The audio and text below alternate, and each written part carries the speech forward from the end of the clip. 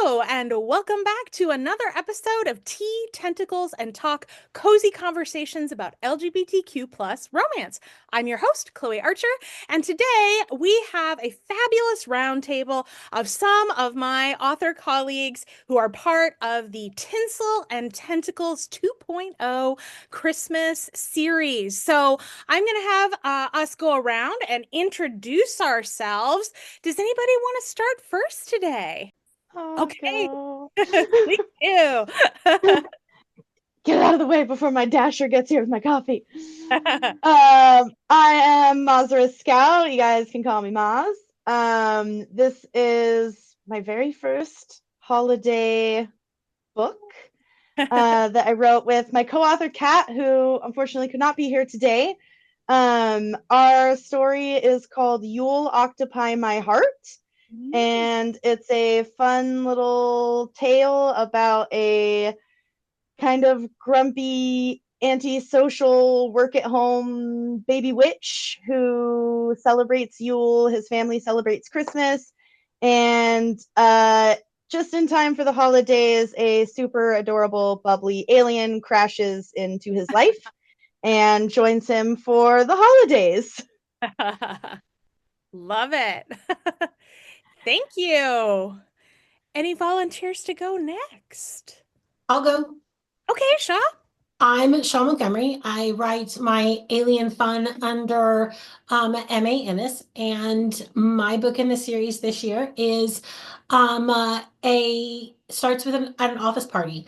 The Santa that they've hired for taking everybody, like giving them a little gift and just playing for the party, is one of the aliens in my Tentacle series, and he's super excited to be playing Santa and meets the little human of his dreams as he's playing Santa.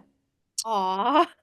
They're adorable little nuts. I love those guys. So this was a fun project for them. They haven't had Christmas yet, like in the book. So Nice.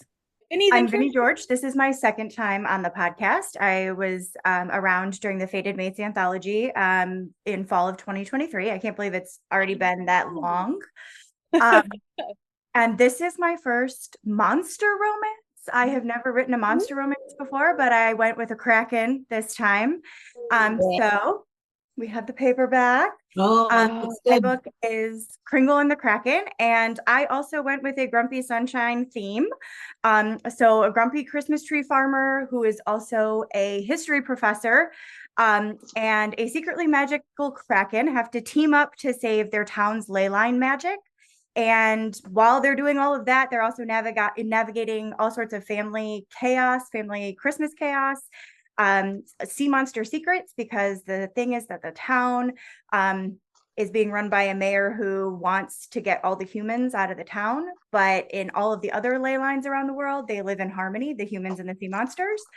So they're navigating all of that. And then they are also, of course, falling in love.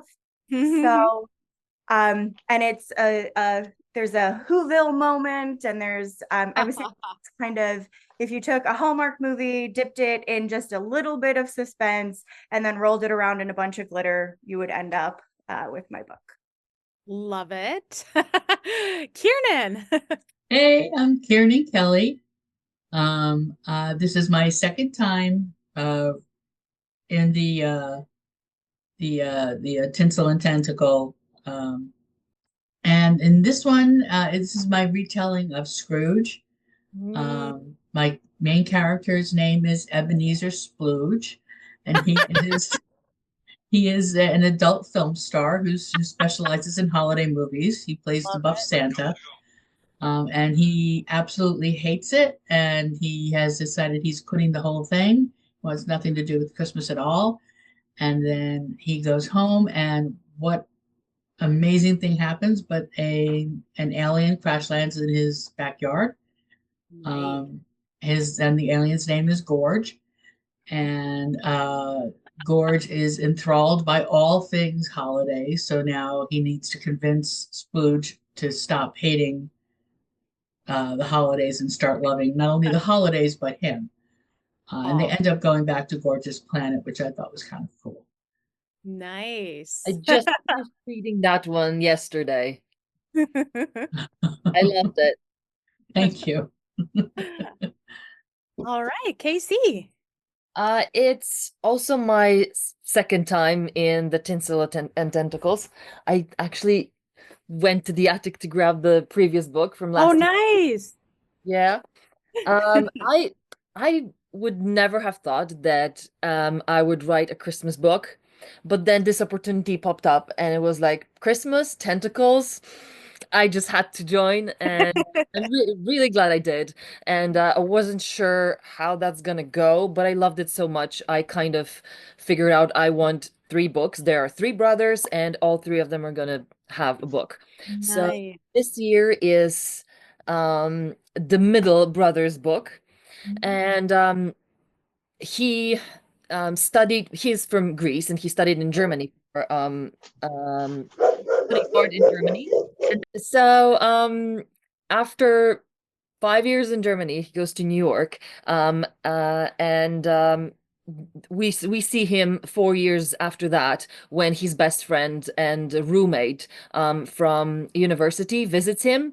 And so it happens that both of them had a crush on each other, and they're just finding that out now after they haven't seen each other in person for 4 years. So it's a lot of Christmassy stuff in New York, kind of a little bit of Friends references, Home Alone 2 references. Marin, the guy who's from Greece, is the guy with tentacles, and the guy from Germany is a Krampus. So, well, they have a lot of sexy times together. Oh, very nice. Um, well, so I'm Chloe, and my book is the second one. When I started the Tinsel and Tentacles series last year, I came up with an idea for a tentacled alien who was obsessed with Christmas because he's been downloading Hallmark Christmas movies on the intergalactic web and watching them, and he wants to experience his own Christmas. So he ends up abducting a human to kind of help him have an authentic one. And at first I thought this was going to be a standalone, and haha, that never works for me. And so I realized the other members of the crew were going to need to get their stories. So this is the second member of the crew, his sort of lieutenant, and he's sort of the more stoic, grumpy, kind of like voice of reason on the crew. And they end up going back to Earth for a second time because they want to go shopping and get a bunch of Christmas kitschy ornaments for the ship to decorate the interior. They're not really supposed to be on Earth, so they're doing this covertly. And of course, a human happens to spy them. And so they end up deciding to abduct him as well and figure out what they're going to do with him. And of course, what happens then is that he and my alien end up falling in love and have some interesting intergalactic adventures together. And the third member of the crew's book will be next year, and that's going to be my first Sapphic or FF book. So I'm looking forward to that. Yeah. So when I started this series, I had this kind of wild idea that, I haven't really seen any sort of like Christmas or winter holiday themed tentacle romances. And I was like, I think there's a market for that.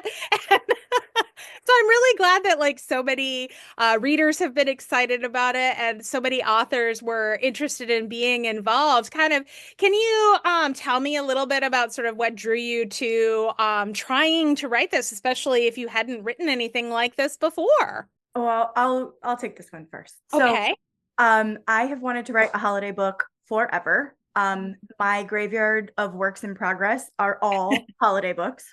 Oh, wow. Because I get halfway through it and go, I hate it, go away. I hate it, go away. I hate it, go away. Or like it's a collection of like all the scenes I wanted to write, but none of it could ever be cobbled together into anything that was going to make any sort of story. So when you asked me to be part of this, I was like, excellent, I can write a shifter. That's not going to be a problem. And then we'll just sprinkle in a little bit of Christmas, call it good enough, and then we'll get that story done. And the more I thought about it, and I talked to Amy Bellows, who's also a part of this a lot. She and I speak a lot, chat a lot. And I was like, this is what I'm going to write. And she's like, great. And that is not the story I wrote at all. Surprise. Is anyone touched? No, least of all myself. So I recently started writing romantic suspense light. I have an Orca series that is romantic suspense light. And my beta reader was like, why don't you do something that's kind of romantic suspensey for this? And I'm like, okay, because what had happened was this was about to end up in the Christmas book graveyard.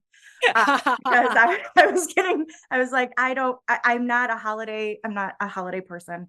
So so as I was getting into like all the warm and snuggly feels, I was like, oh, this feels so weird. I don't like it. And then she's like, so stop making it. So make it romantic suspense. And then you'll have this other plot that you'll be able to work through and it'll be great. And I'm like, okay. And it ended up making it Out of the Graveyard, the very first holiday story. So most of it was, I really wanted to write a holiday story. I went into this thinking I was going to write a squid shifter. And then I get all my best ideas when I'm washing my hair. And I'm like, let's not make this a squid. Let's make him a kraken. And let's have this thing be, there's a magical problem that needs to be solved. And let's go from there.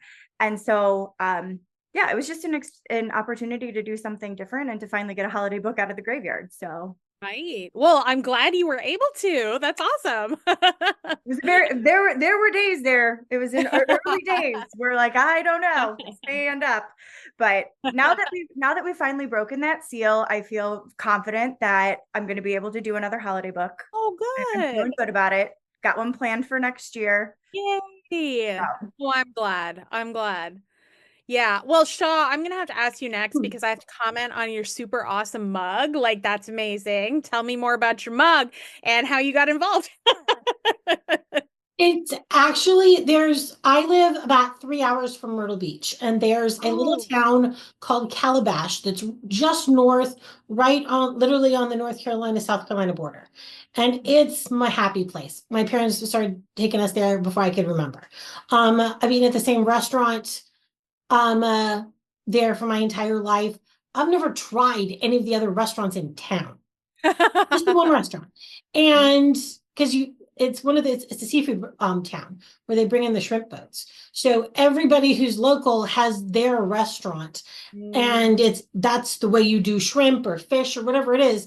And then you don't do any other restaurants. It's a really funny little town, but they have a Christmas store that's half Christmas stuff year round and half ocean themed knickknacks, which is where I got this. So cool. Love it. My favorite.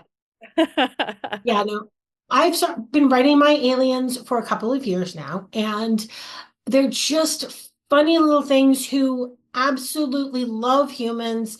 They think we're fascinating. They think we're a little bit strange, but that's okay. They enjoy us anyway. And so each book is just them figuring out like a little bit more about humans, a little bit more how to deal with them. And they're basically the best caretaker doms, even though some of the ways they go about it is slightly obsessive. They'd carry us around forever if they could, just because we're kind of clumsy and we're a danger to ourselves. But the one thing they haven't done yet is really celebrate holidays. Mostly because when I feel like writing them is never around anything like an actual holiday. So yeah, getting a chance to write and see how they would see Christmas was fun, and just the holidays in general. Yeah, I love that about kind of like playing with aliens and how they do or do not understand human conventions, traditions, stuff like that. And I always tend to have a lot of humor in what I write. So, I mean, I feel like there's always tons of fun potential for like comedic misunderstandings and things along those lines. And I always love to see some like alien stories that aren't necessarily like super dark or, post-apocalyptic futuristic kind of things, but ones where like we can they're a little bit more contemporary and fun. Yeah, cool. My favorite kind of alien. The happy ones who were just curious and just let's go poke the humans and see what they do. Definitely. Anyone else want to talk a little bit about how you got involved? I can talk about a graveyard. Ooh. Because I started the first book I published was a bad idea, but I'm still happy. I'm still happy it happened because it got me into publishing in the first place. I created this world of monsters, shifters that live on our world, and they kind of came out hundreds of years ago. And then there was this uprising, and then they were humans were trying to kind of control them and make them kind of announce what kind of powers they have because they were afraid of them. So that was some time ago, and I had 2 books written about all that are still in the graveyard, but now they're in the back of my head, and this world is already created. So when the opportunity for this series happened, and I was like, okay, but is this a shared world, or I can do whatever? And since I could do whatever, I was like, okay, I already have a world, so I can do something with that. So I still have some books that are somewhere in that graveyard that may or may not see the light of day someday. But at least now I'm kind of deeper into this world, and I know what it is. And uh, as I know, there would be 3 tentacle books. There would be 3 horned books. From the same world, and there would be a trilogy, but as the title, serious working title suggests, each monster will have horns, not tentacles, in that series. So that's kind of the next step. So basically, thanks to the series, I came back to what I started with, kind of to what I wanted to do in the first place, and it kind of gave me that push to go there again. Yeah. How about you, Kiernan? Well, I'm a lot like you, Chloe. I write a lot of humor. So anytime I can take, Christmas and throw in tentacles, it just seems like it's just such a perfect fit, So that's what really, when you first broached the subject last year, my book last year was Jingle Bells and Elder Gods, and it was like a Lovecraftian kind of book. But then this year I said, no, I'm not doing that again. I really, really want to do a take on Scrooge. Yeah. And that's what I wound up doing. And it's I love it. Me too. Well, That's a good one. And Kiernan and I were on the Rainbow Readers cruise together over the summer, and we did a tentacle themed crafting workshop on the cruise, and it was so much fun. And like the readers were really into it, and so I was like encouraged by that. But yeah, I mean, with this series, I'm a little different than I guess some organizers. I tend to be like pretty open in terms of like what people can do, because I always love to see like what kind of wild like ideas do people come up with that I never even would have thought of. So really kind of the only requirement was sort of like there has to be tentacles and like winter holiday-ish theme, but it didn't have to be Christmas. It's what a lot of people went with, but last year some people did some other holidays and stuff too. So I like to kind of keep it open. But did you like kind of having more flexibility in a series like this? I did. And next year I'm thinking of doing maybe something a little different than Christmas, a different holiday perhaps. But still wintry. Yeah. I think no Easter bunnies. Been announced in the meantime. Right. Yeah. And next year with my tentacle book. Right. Yeah, I mean, listeners, you heard it here first. There will be a third version of Tinsel and Tentacles 3.0 will happen next year. But that'll probably be the last one for a little while because I have a plan for something different. That one I haven't announced yet, but that would be for 2026. Just to kind of break it up. And so I'll probably do the next one for a couple of years and then kind of come back. And it's I like doing this in part because it forces me to like do a Christmas book every year, have some kind of like winter holiday. I mean, it is a really good time, I think, strategically, if authors can do a holiday book of some kind. That's what a lot of readers are looking for, especially this time of year. So I want to kind of talk a little bit about sort of our sort of Christmas tradition. So some of us are working with shifters or aliens and them thinking about the Christmas holidays. Like, what are some things that you all like to do for the Christmas holidays? I'll go first. I do very, very little. We've moved around a lot since my kids were young. They're both in college now. So what I have for Christmas decorations basically will fit in one moving box. So we travel. The last couple of years, we've either been in Orlando playing at Universal Studios or on a cruise. So yeah, me writing a Christmas book, honestly, if it was coming from personal perspective, they would be on a cruise ship somewhere. Oh, cool. We're running around. Well, hey, I mean, that lends itself to tentacles too. Could be a future story idea. I love it. I read that. I read a whole series of that. Right. And anyone else have things that they do with their families for the holidays? Yeah, Maz. We're pretty low key these days. I'm not a super Christmassy person these days. It's usually just me and mom and my giant zoo of animals. So the one thing that I love to do is I love to take my dogs out to see Christmas lights. So we usually try to do that and go, like, especially places we can walk around, and like I'll take Katara, and she's usually all dolled up, so she gets all kinds of attention. And just watching lots of Christmas movies, especially like Christmas movies that have like murder and things in them are my jam. I've watched Violent Night like 82 times already this year.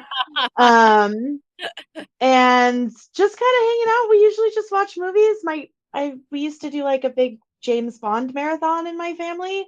My grandpa was a big James Bond person, so for like Thanksgiving and Christmas, that would be our thing, is just chilling out and watching some James Bond. And honestly, I'm kind of the same, as very little as possible, eating loads of food that I shouldn't eat, and giving the dogs mountains of toys and avoiding humans.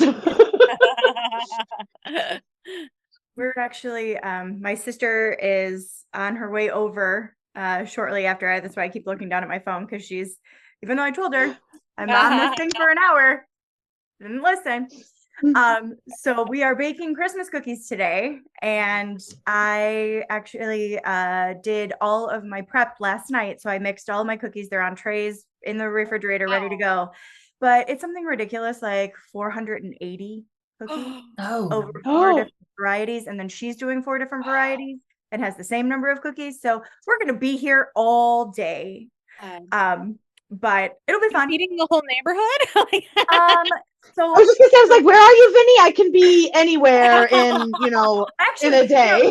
the one who's closest to me is actually Delaney. Delaney is right, 20 minutes away, honestly. So that's awesome. But so anyway, my parents are actually in Portugal right now, and usually Christmas baking is my mom's jam. But since she isn't going to be here and they don't get back until midweek this coming week, we're trying to get all the baking done in advance as kind of a surprise for her. So when she gets back, all the boxes will be put together, everything will be done, and she'll have stuff that she can give out to friends and family. So very cool. That's the plan. That's awesome. Have any of you seen the movie Four Christmases? Yes. Yeah, when the couple needs to visit like one parents, the other parents, and all the cousins and all that, and they're just tired. And every year they lie to the family that they're going to do something super altruistic and special, and like help other people do something for Christmas, so they cannot come. But that's a lie. And what they do, they just go for some fun trip somewhere. So we watched that movie with my husband when we were still in Poland, and we were absolutely horrified how real it is. And about 14 years ago, we left Poland, and since then, every time for Christmas, we traveled somewhere. So then kids happened, and while they were still small, we continued traveling, but then they kind of got the idea of what Christmas is. So the last few years, we stayed at home with them. So just the tree, same tree for like the last 10 years, the tree, the same decorations and all. And we did cookies, and we did kind of traditional Polish food and whatever food we appropriated from the countries we lived in. So either American something or British something. We live in UK now. But this year, we told kids, you already know all the stuff about Santa and whatnot. So would it matter if we like opened the gifts 2 days before and on Christmas we go somewhere? So we're going to Portugal this year. Ooh, Nice. There's the beach, and I got my tentacle leggings and also a jumper, and Fun. that's all I need for Christmas. I love it. How about you, Kiernan? We do, well, the young children are all exempt. They get presents from everybody. But my older children and I and my husband all do a Secret Santa.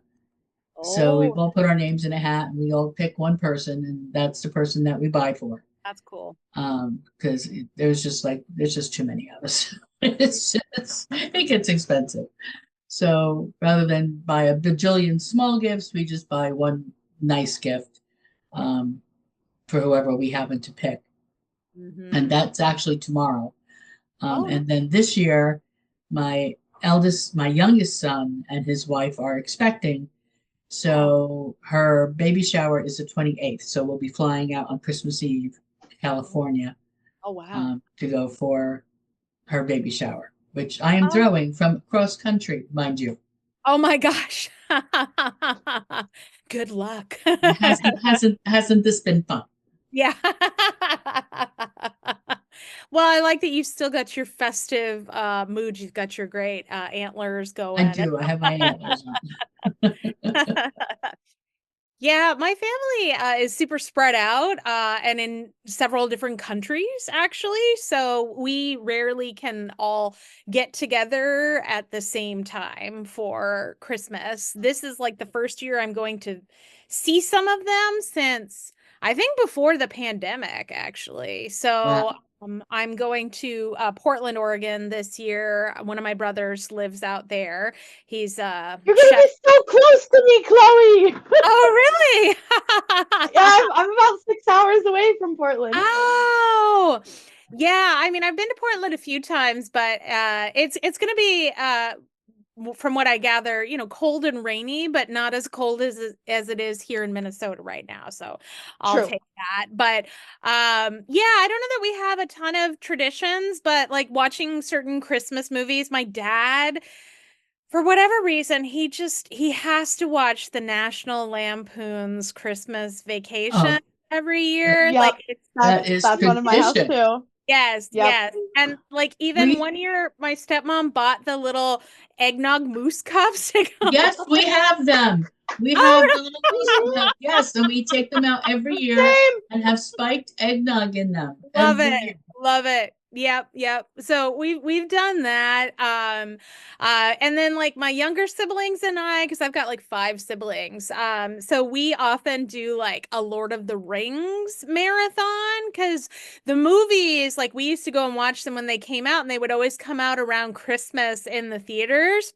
So I don't know, we just associate it with that, I think. So we'll often do like a Lord of the Rings marathon, and sometimes we alternate people's favorite Christmas movies and stuff. And actually, again, because I'm a comedy lover, my favorite Christmas movie is actually I don't know if you've seen it, but it's called Last Holiday, and it's with Queen Latifah. I just love her. And it's like she mistakenly gets told that like she's dying, right? And she's got like 3 weeks to live. And so she does her bucket list kind of trip. And it's delightful. It's really funny. And like, I always really enjoy seeing like a plus size heroine who's really cool as a lead, and you don't get a lot of movies that do that. And so yeah, that's one that I particularly enjoy. Do you guys have favorite Christmas movies or any movies that you watch traditionally? We have a weird sense of humor, so we don't really do like most traditional humor things. We've the past couple of years we sit down and watch White Christmas. My kids, they saw it the first time 2 years ago, and they're like, "Why didn't you ever show us this?" I'm like, "I didn't think you would enjoy it." Yeah, no, it's the only thing we really watch at Christmas besides some of the other like Lord of the Rings maybe, or some of those kind of things, that kind of stuff for marathons to keep everybody like entertained. Right. My sister and I, when I was in when we were in elementary school, my sister and I, and there's a pretty big age gap. There's 6 years between us. So I was in 8th grade and she was in 2nd. And we did the Rosemary Clooney big fan dance for our talent show, which was Oh, around I the love holidays. it. That's And like we awesome. joke around, and like when she's over today baking cookies, we'll probably bust out some of the original choreography, because those are things that never quite go away, and even years and years later. But my favorite Christmas movie, again, not a huge Christmas person, but my favorite is Muppet Christmas Carol. Oh, And there is no, like, I know that the original Dickens text says that Marley was dead to begin with, but you cannot convince me that there were not two.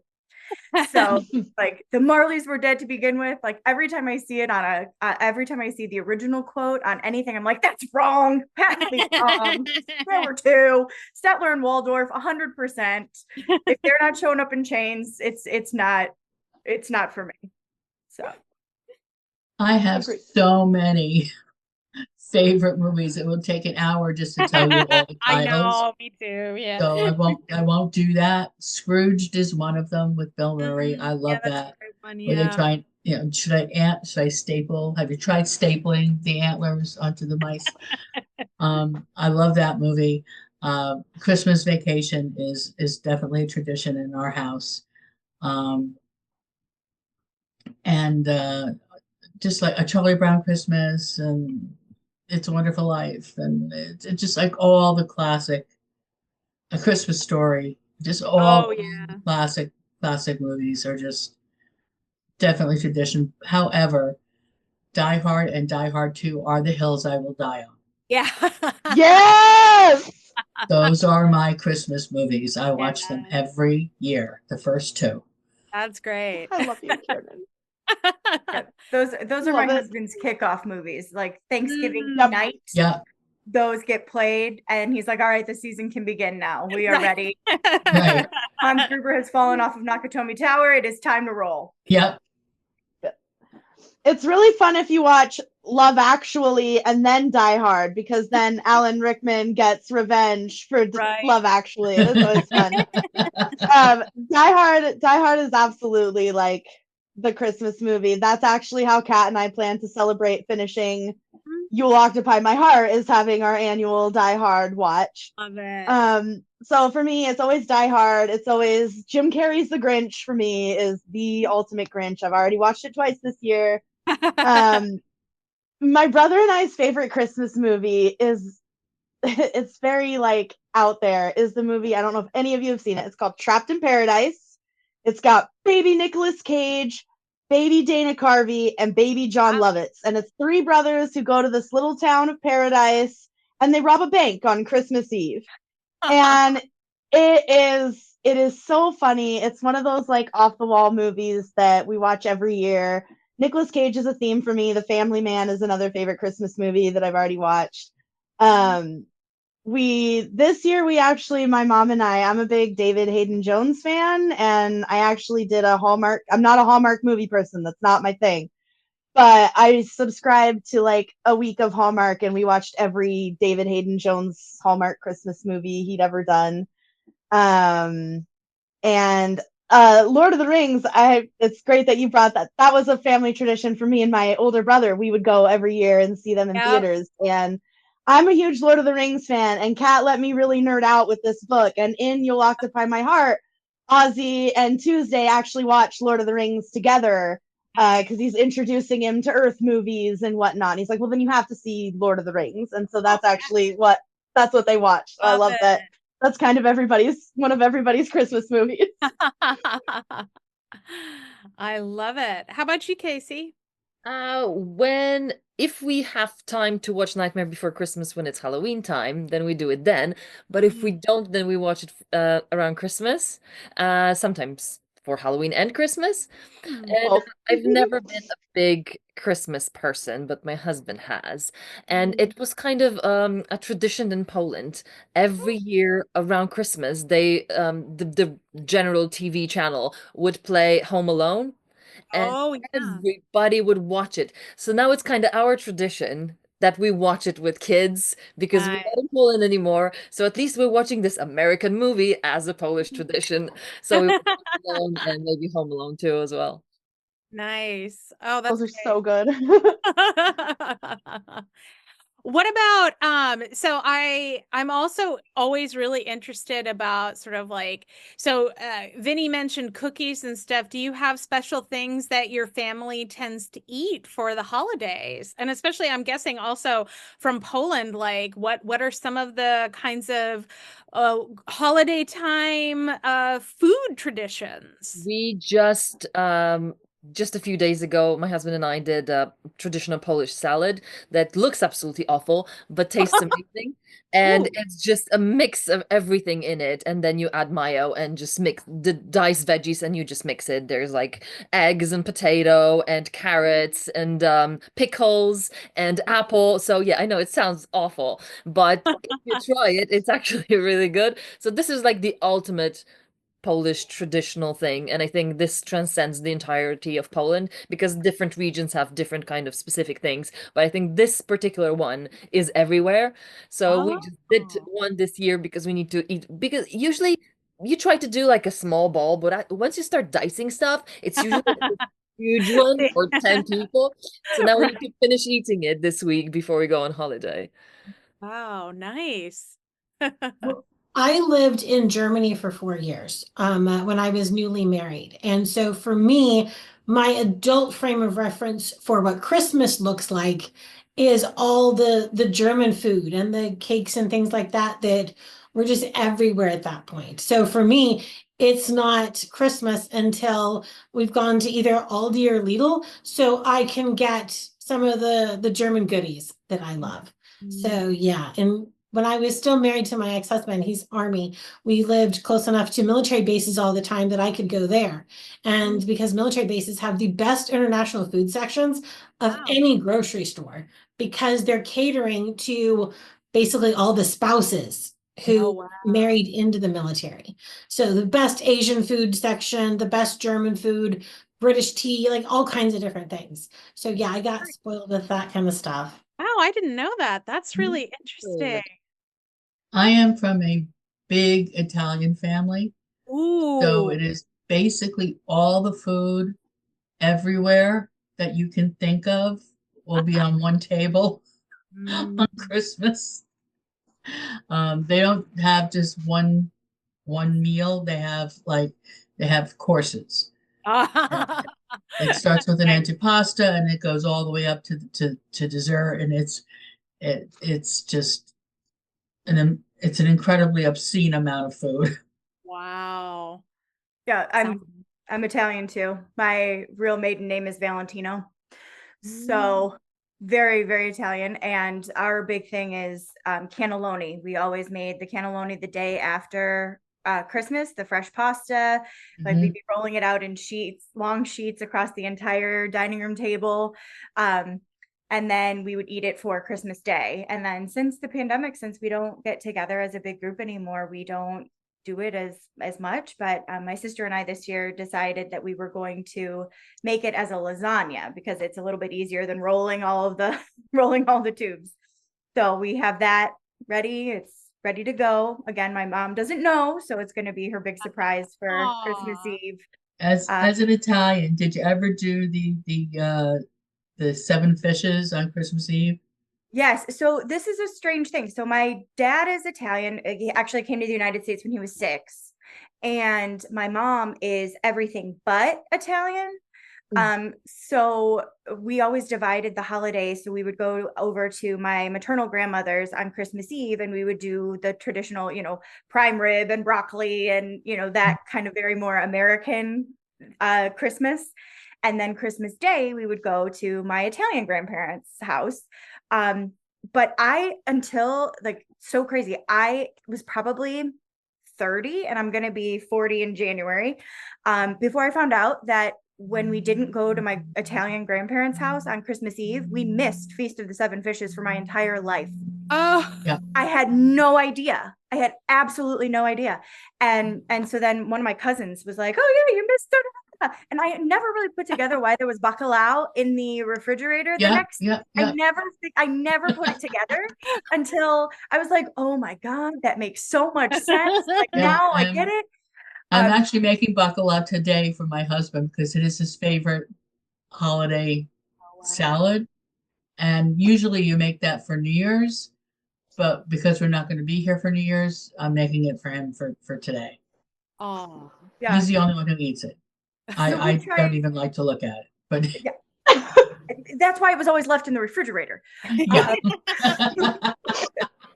My grandmother would not do it. So, Nobody in my family really eats fish. So every year we never really did the 7 fishes, but my husband, the first year that he joined us for Christmas Eve dinner, when he found out that we didn't do the 7 fishes, he cut out from construction paper 7 fish and taped them to the wall.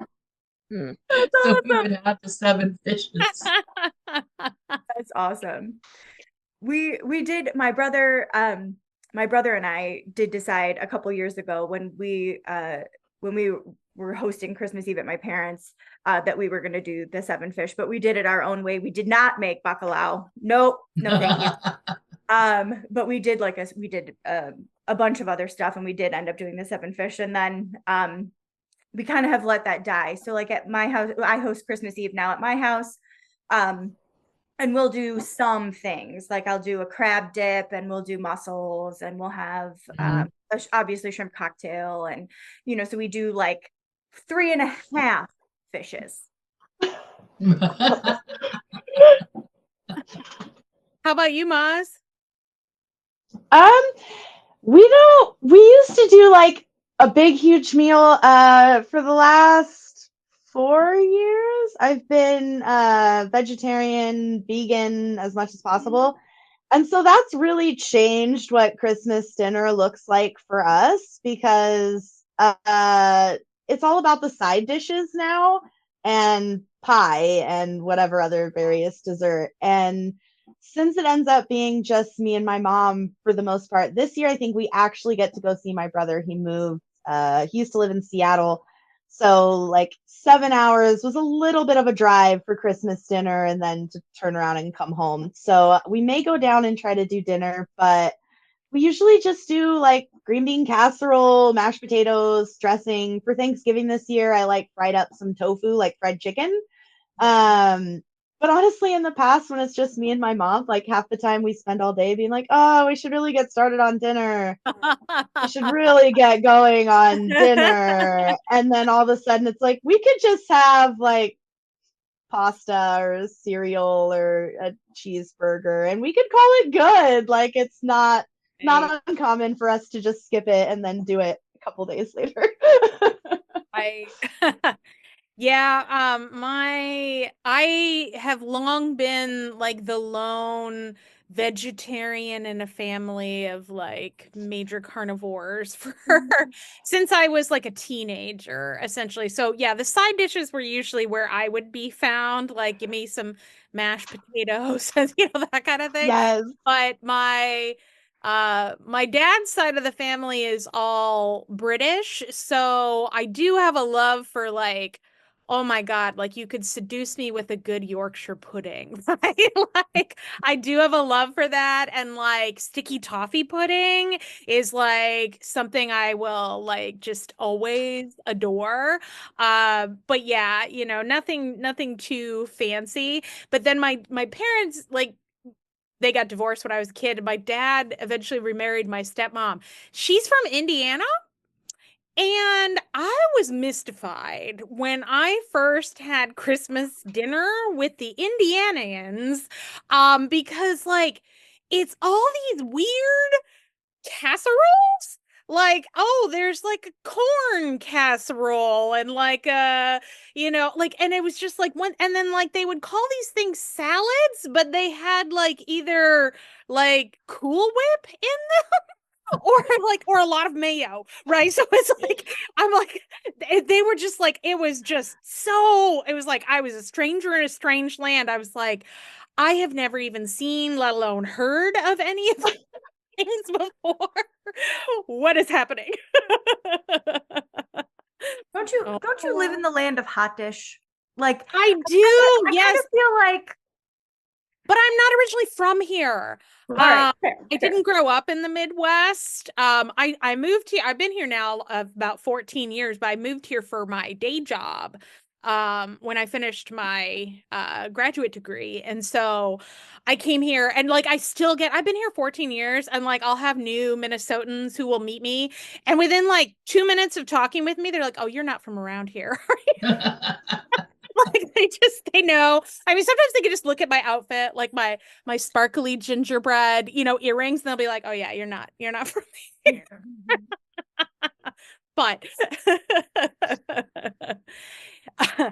well, I know we are getting a little low on time here, so I want to make sure that we have some time to give my listeners a little bit of a sneak preview of what we have coming in the pipeline for 2025. Anything you feel comfortable sharing with readers to let them know what they can look forward to. Anyone want to start us off? I will. I did not give myself a lot of things I had to do in December because when my kids come home, they're the most distraction creatures on the planet. Nothing else gets done. When I was starting to plan the year, I had some overly ambitious goals. And my PA, in just like one line in an email, responded back of, "Do you think this is reasonable?"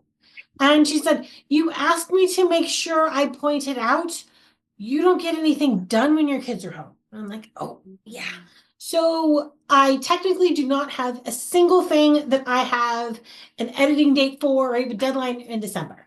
But my creativity is like that. So I've literally got 6 Word documents open on my computer right now in different phases of a couple of chapters each. And it's like utter insanity on my computer right now. But one of the things I'm having the most fun with is a new paranormal world. It does not have a title yet or anything, but the first chapter is a handyman walking up to the porch, and he's like drama queen central. And a ghost has basically barreled out of the house and is losing his marbles. And he's very frustrated because this is the first person who can see him. And so he unloads all of his current trauma and frustration about being a newly turned ghost onto the guy who just walked up to the porch. It'd be like you unloading on like the FedEx guy, just because he was the one who caught you in that moment.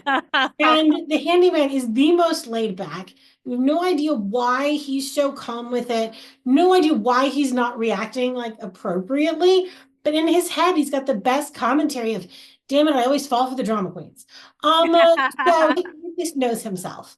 So that's been so much fun to work on, and should be out with the pre-order up fairly soon once I figure out a title. That's the hardest part. That sounds fun. It's been a lot of fun. Anyone else want to tell us about what they've got coming in 2025? I can.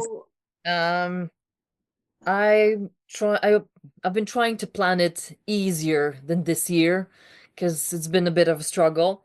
So there will be at least 4 audiobooks coming in 2025. Definitely Bound Alpha, which is kind of a second book to Bound Omega that came in May this year. Probably May the 4th, because it's kind of, geeky, and I figured that date just worked. So this year I'm going to publish the second one the same day, probably. So that's the 100% set story that's going to come out. The other 100% set is the third Tentacle one in December. And in the middle, there will be 3 anthologies, and at least two of them will be the Horned Monsters books that I mentioned before, but there will be just kind of half or a third of it in the anthology because they will be too big. And I'm not sure whether they will come out in full in 2025 or not. I'm trying not to put any pre-orders that I will have to move. So for now, I'm just kind of going with the flow. And the third anthology would be My First Why Choose. And the female is trans woman. So at least it's something more in my kind of bucket. basket. Mm-hmm. So there's that. And also sort of a small reveal from the Tentacle book last year. I have art. I have printed some postcards. Oh, That's so fun. cute. That's from the That's first one. So the first book happens it's Christmas, but it's in Miami, so they're building snowmen from sand. That's And so cute. since the books will be a trilogy, they will have separate covers apart from the ones from the series. For now, it will be just paperbacks, kind of alternative paperbacks. So this is the cover for the first one. Oh, I love it. Yeah, I saw that So online. gorgeous. So cool. And never revealed yet, this would be the cover for the one coming this year. So this will be the alternative cover. Oh, I love that. Now there will be Machi Machi. Yeah. Oh, they're Who's your so artist pretty. for that? And this is the art for the book for this year. So these are also matching art. Can I ask who did your cover art for the new covers? Yes, Joelle Designs. Okay, that's really They're cool. Actually, gorgeous. a friend sent me a link to this as a pre-made, and I'm like, who makes a pre-made with a rock star with tentacles? Right, that's amazing. It was just, fates It was just, made for you. and Oh I my just had to God. have it. I just had to have it. She modified a little bit of the color of tentacles Yeah. and stuff to match, but the rest was just too perfect. And right away, I jumped on the second cover because obviously I just couldn't help myself. Yeah. Oh, I get it. I'm like writing it down. I'm like, I gotta go check out what she's got here. I'll send you a link later. Don't worry. And also, yeah, whenever I'm mentioning this cover on social media or on my website, the link to the cover artist is there. So Oh, easy. perfect. Perfect. All right. Vinny, had you wanted to tell us about your plans? Yeah, I actually signed a contract for audiobooks with Tantor this year, and they actually bought my Orca series with only the first two books being done. So I have very, very strict deadlines for books 3 and 4. So those will be coming out in March and June, respectively, and then that series will be finished. Nice. And then before that, especially if you're in the US and you know the political climate that we're about to be heading into. Pelix actually put together an Omegaverse anthology that is benefiting an Indigenous and Black owned birthing center in Maryland. So that Nodding Hearts Omegaverse anthology will come out in February. And the pre-order is already up. So my story that's in that is a story set in my Land and Sea Shifter Mpreg universe. And then that is kind of where I'll be spending a lot more of my time for the rest of 25. I'm going to be doing a second series that is spin-off characters. So if you've read my Land and Sea series, a lot of the action takes place mostly in the Northeast, in Maine and Massachusetts, and some northeastern Canada. I guess that's southeastern Canada. So this is actually going to be set in Key West. And if you've read Charlie and the Panther, a lot of the characters that were introduced in that fourth book in the Land and Sea series will be making a reappearance.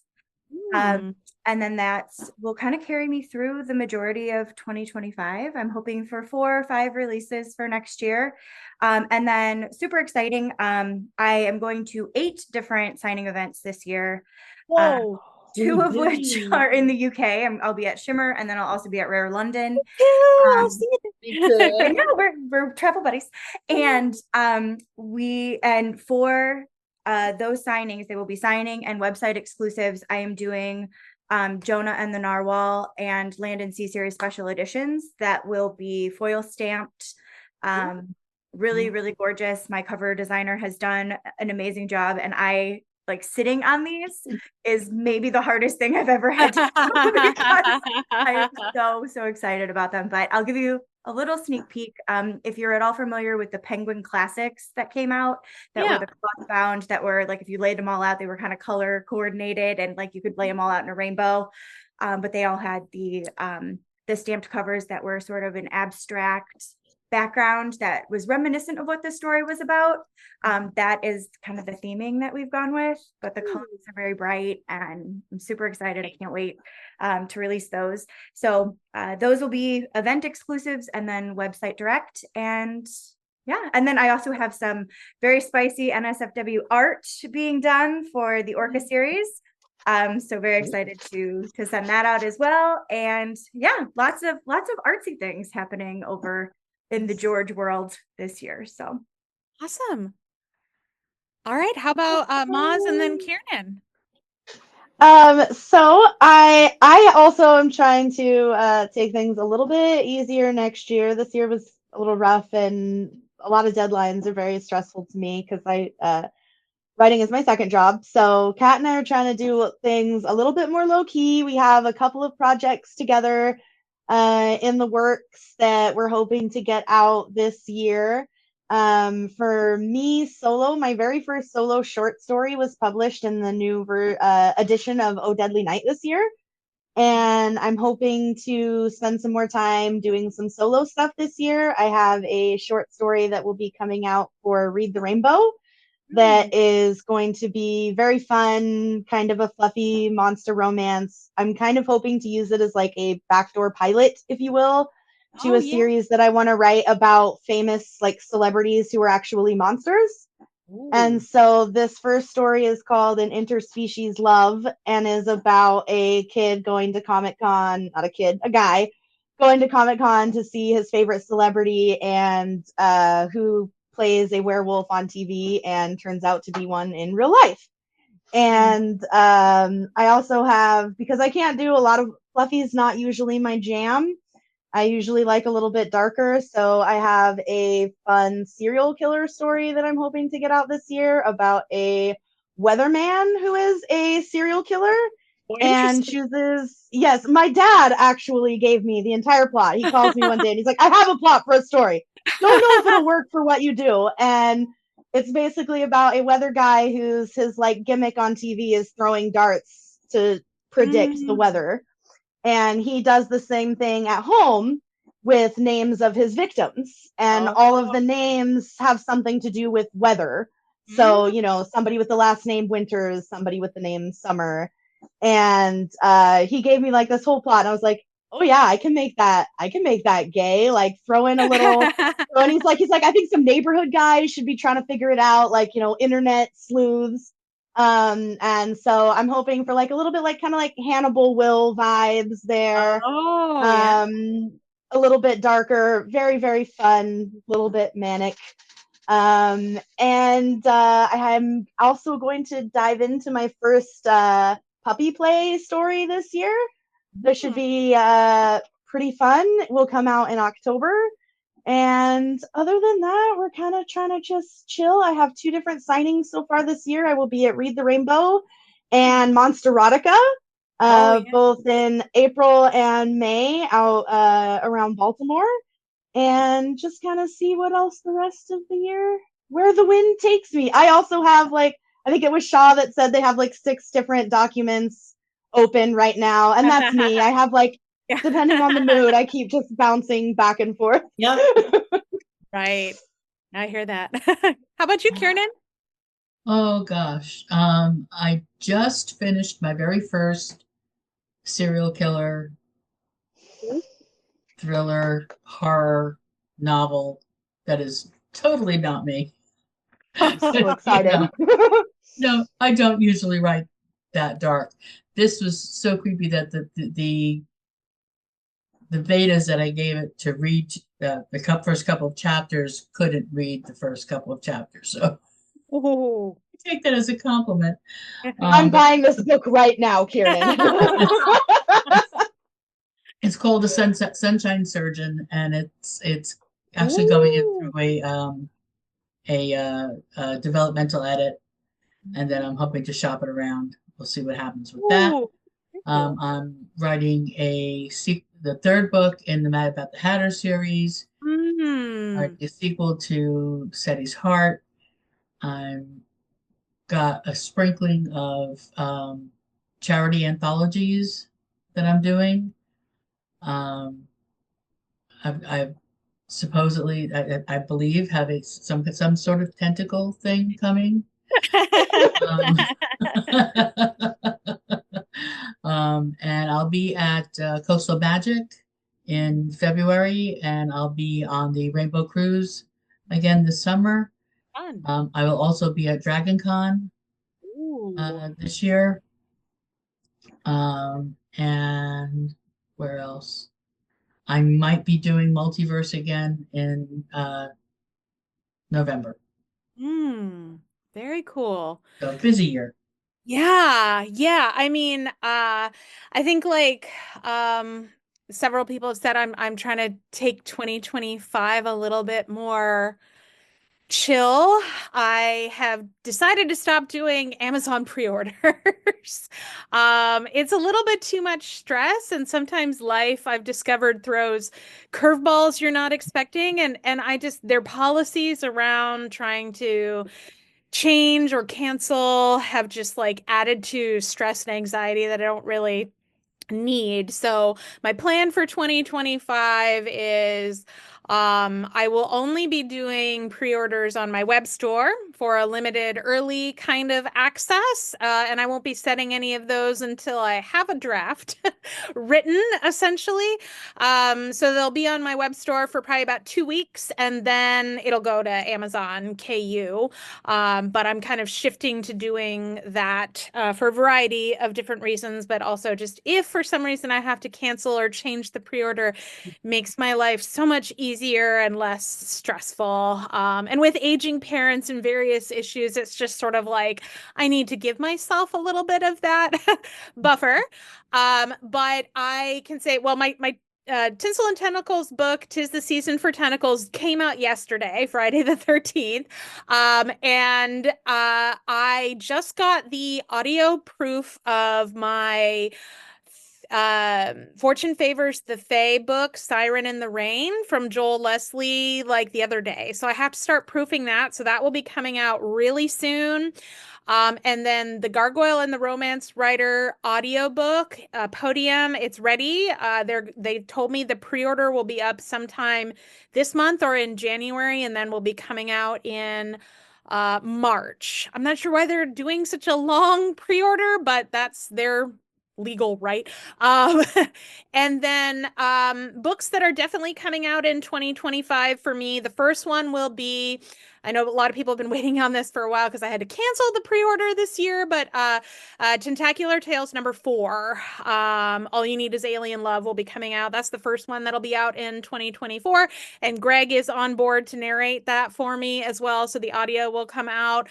The third book in my Monsters Hollow series, The Sasquatch and the Hairdresser, which will be Hal's book, that's coming out in 2025. And then definitely my third Tinsel and Tentacles, my first FF book, will be coming out. I don't have a title for that one, but that's going to be Luna's book. And then I also have, I can't give too many details about this, but I am doing my very first co-write with another author. And the first book in what we're planning as a 4-book series will be coming out sometime in 2025. We're working on it now, and I'm really excited about it. And once I can say more, I will definitely be broadcasting more about it. But for now, we're keeping it really hush hush. But we're super excited. And then if time permits, I don't really know for sure. This is going to be kind of like hope and a prayer kind of thing. I might be able to do the next book in the Meow Squad, a sequel to Siren in the Rain. And that would be Dallas's book, aka Papa Bear, as he's called. And if that doesn't come out in 2025, it'll definitely be 2026.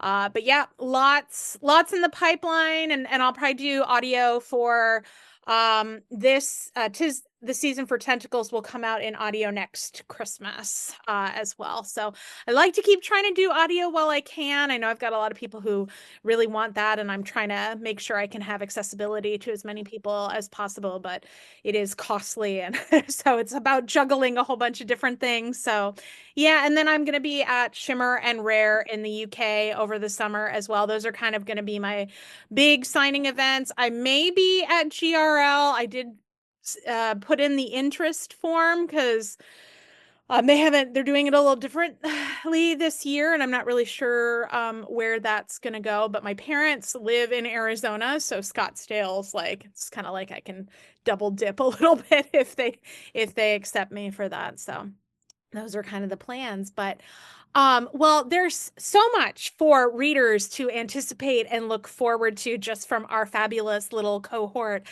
combined. But thank you, everyone, for taking the time to talk with me today, to share a little bit about your stories and what you're working on and your holiday traditions. And thanks so much for being part of the series. I hope you had as much fun as I did. And, some of you I will probably see again.